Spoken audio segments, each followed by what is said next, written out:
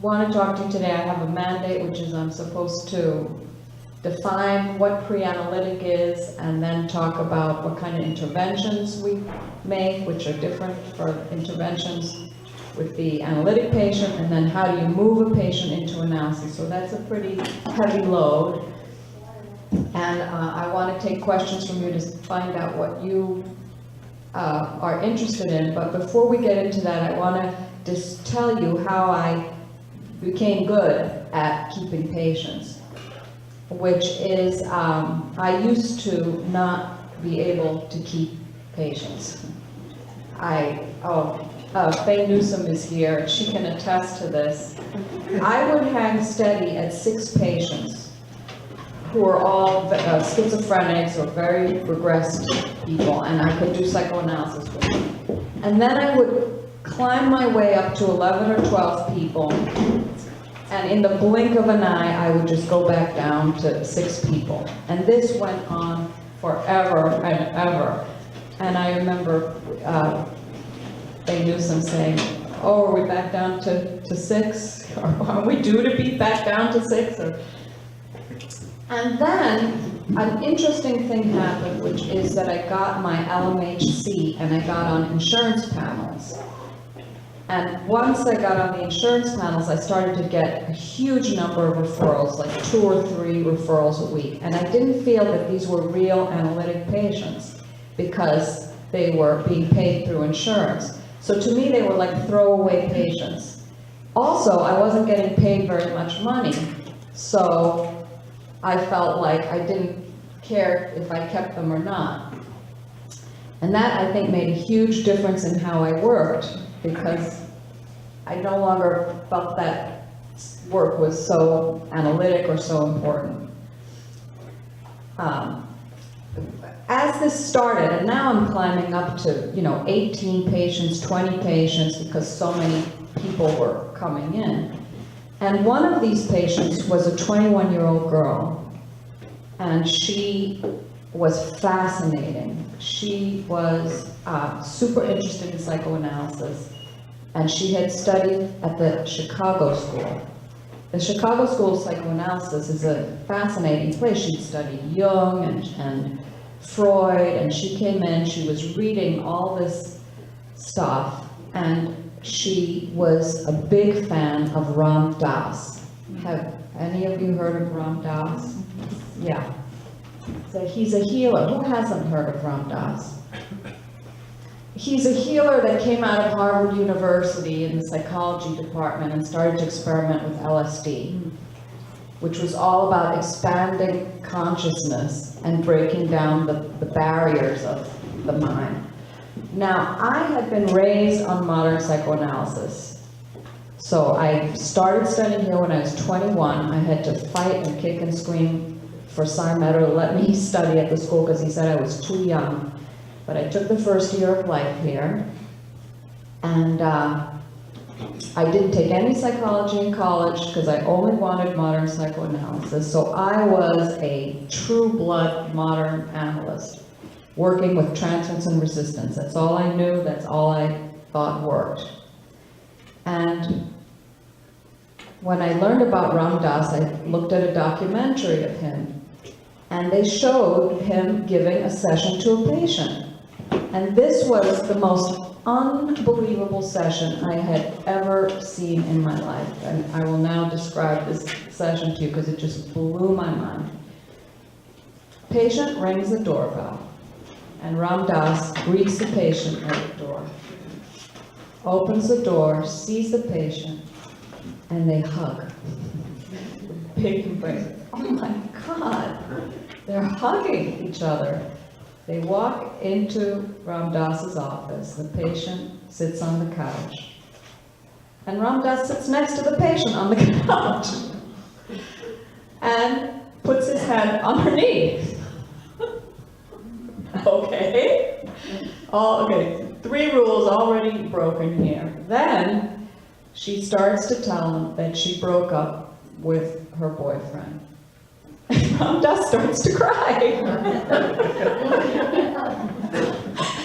So, okay. And thinking this is just the you know, this is one of the world's greatest healers. You know, he's got a following of whatever. And then they interviewed this girl to ask her what this experience was like for her of working with Ram Dass. And she explained that in that moment when he broke down and cried, she had a feeling she had never had before from anybody that had raised her, and how healing it was for her to have that kind of experience. Well, this just blew my mind open to what therapy was, what healing was, and I started to work with patients in a completely free way after that. Because to me, it was, I had the permission, after watching this Ram Dass thing, that anything goes. So I started to work with patients, and then I realized at one point that every patient who was walking through my door was staying with me. So out of 30 patients that would come in, only one would decide not to contact with me.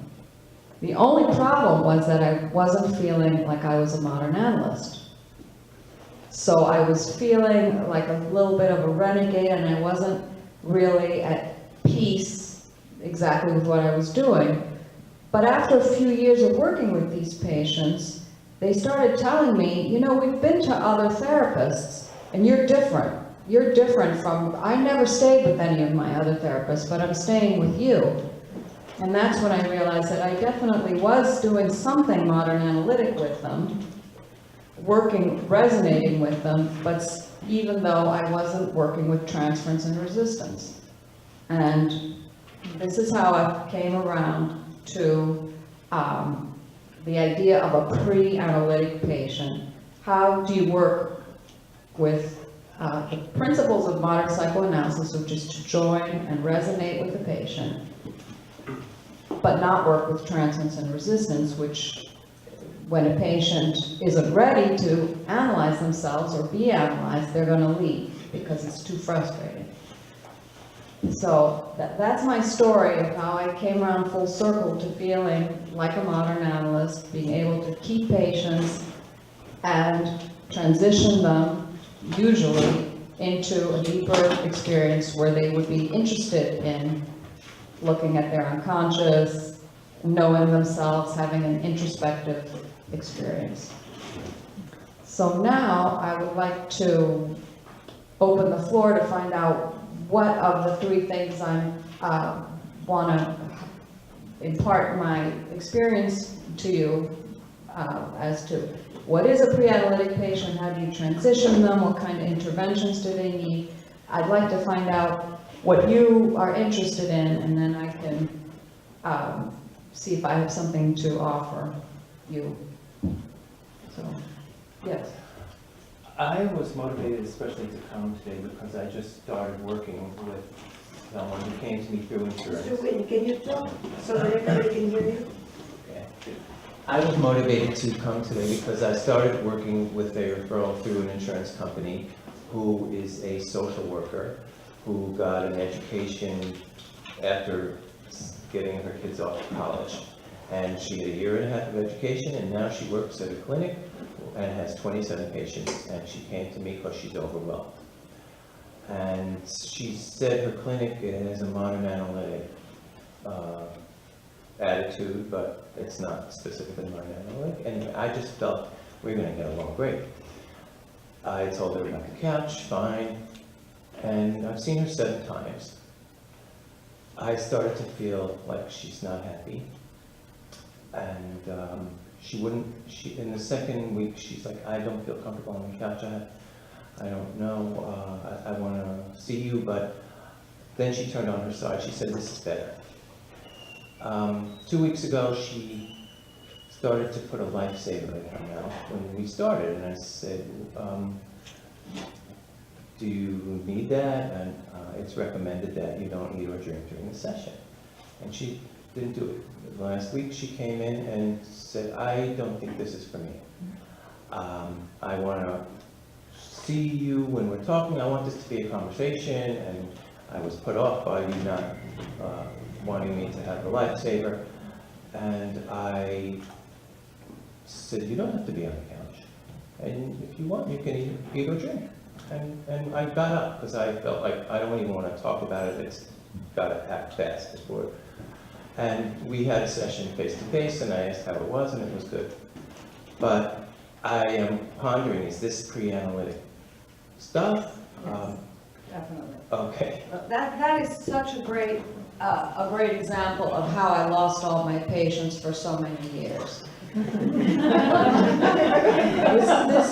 How do you tell when a person is ready for analysis and not ready? Let's start at the beginning.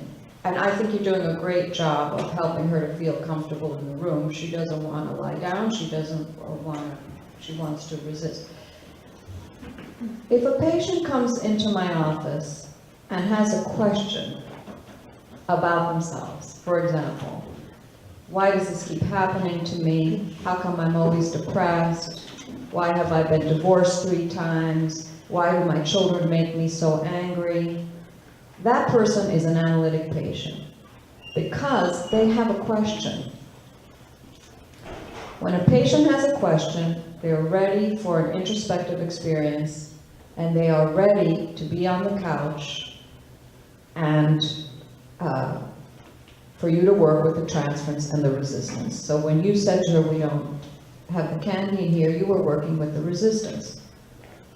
Now, some patients come in and they don't have a question. They have a problem. My husband is cheating on me. My caseload is overwhelming me. That's your person's problem. What are other problems patients have? My daughter is becoming a drug addict and failing school. When someone has a problem, they're not asking for analysis. They need help with the problem. And as my mother said, you're a victim to that problem. So when people have a problem, you have to help them with that problem. Okay. Yeah. You don't work with transference and resistance. Let me give you another example of a resistance and how I would work with it differently with an analytic patient and a pre-analytic patient. An analytic patient walks into my office with a gluten-free lemon poppy seed muffin for me. This is an analytic patient. As soon as that patient walks into the room, I'm interested in what this muffin is about. And then I wait for the patient to bring something up that relates to the muffin. So maybe the patient will say, I've been undernourished, felt undernourished my whole life. Or else the patient says, I always have to take care of people. So that's an opening for me to say, does this have to do with the muffin? Is that why you brought me a muffin? That's exploration. So you use 2 things, silence and exploration. Do you want to hear what I would say to the pre-analytic patient who brings me muffin? Pre-analytic patient comes in with a gorgeous, gluten-free, lemon poppy seed muffin, and I say, oh, would you mind terribly if I ate this now? Because you're not, let's take this a step further. We frustrate the patient because in analysis you need frustration to keep talking. So if it's an impulsive patient, we might say, it would be better if you didn't bring me the muffin. Then the patient feels safe. If it's not an impulsive patient, we might say, would it help us to explore these feelings if you didn't bring me the muffin? And then the patient, you have to frustrate the analytic patient to keep the patient talking. For the pre-analytic patient, you monitor the dopamine levels in the room, not the frustration. If there's no frustration, you monitor, is there enough dopamine, because that keeps the patient coming. Now, you could also work with the transference. Am I going on too much with this? No. If you're working with the transference, we also work with transference with the analytic patient. So then we might say, we would explore, should I feed you? Right? We work with transference and resistance. The pre-analytic patient, the transference is so shallow. It's not you're like a category in the person's head, therapist, like a plumber or whatever. And you are just supposed to help, and if you don't help, they leave. It's just so, you can't, there's nothing to work. It's not exactly a non-transference, it's just, the nature of the transference is, I'm a nice person, you're a nice person, the rest of the world is horrible. So when they bring you that muffin, I'm a nice person, you're a nice person. That's the feeling that you're in with that patient. And if you are in a different place, the patient who isn't ready for the introspective experience, it's just not going to, you're not going to be resonating with that patient.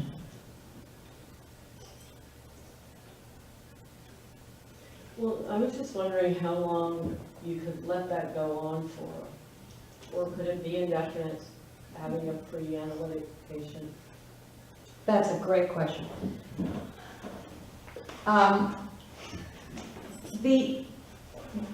It's kind of a question of when does the pre-analytic patient become analytic? Or, because you don't, with an analytic patient, they need frustration gratification to keep talking. And so how do you know that when a patient moves into the more analytic experience? I'm going to tell you a story of a case and see if that helps, and then we can analyze it together. I had a pre-analytic patient who had a problem with his wife. She made him crazy. He had a premature ejaculation with her, and then he hated himself, and he had to get away from her. So I helped him to divorce his wife. He was very, very happy. He found a new girlfriend. She was very young, very beautiful. I met her, and he started to make me soups. And these soups were unbelievable. The first soup was a chilled melon soup that was the kind of thing where when you eat it, you just thank God that you're alive. It's just a transcendent experience. And the second soup was a chilled gazpacho that was slightly spicy. This third soup was a vegetable soup with some chipotle. Again, just unbelievable soups. About a year and a half into his treatment, I raised his feet. He'd been on the couch. Pre-analytic patients could be on the couch, by the way. I just tell him, go into the oasis. So he sat up from the couch and he looked at me and he said, you've got to be kidding. I was a little taken aback and he said, I thought we were friends. I see now that this is just a business to you, and that's all that this means to you. And I want you to know that I had a doctor I loved, primary care, who raised his fee on me, and I never went back. And in fact, he kept leaving. He'd left everything. So I said, I tried a few things. I said, hasn't a friend ever asked you for money? He didn't like that. He said, we had an agreement. That was the agreement we had. It was working for me, and you're breaking the agreement. So I said, look, I want you to keep coming. Just forget it. Forget I ever said anything. And he kept coming, and I didn't see another soup for a year. Finally, he brought in another soup. It was a beef barley soup. And it was disgusting. It was sour and thin, and the noodles had been frozen. I couldn't finish it. Then he brought in a beef barley soup, same thing. It was revolting. You So- ate it during the session? Yeah, like after he left, it was my Okay. lunch, it was divine until these new set of soups. I'm analyzing these soups, you have to analyze everything. And I'm thinking, we can't seem to return to that place where I'm okay, you're okay, the rest of the world is horrible, because this is not okay, this is disgusting. And I developed a nickname for this patient, son of a bitch bastard. So, another year goes by, we're now into the 4th year of treatment. Son of a bitch bastard walks into the door. He opens the door, he's got a little smile on his face. He closes the door behind him and he stands there and he says, I have wonderful news for you. And I said, oh. He said, today is our last day of treatment. Today is our last session. So I said, oh, that's wonderful. He got on the couch and he said, you know, I'm there. You've helped me so much. I'm a happy man now. I know how to deal with my self-hate. I'm in this wonderful relationship. Everything is going so great. I think I'm done. So I said to him, I had a question for him. This was actually a question that Faye Newsome had designed, and I had been holding on to it, but it was an incredible question. And I said to him, there's still one thing that I don't understand, and that is, how come you like to give people what you want, but you don't like to give them what they want?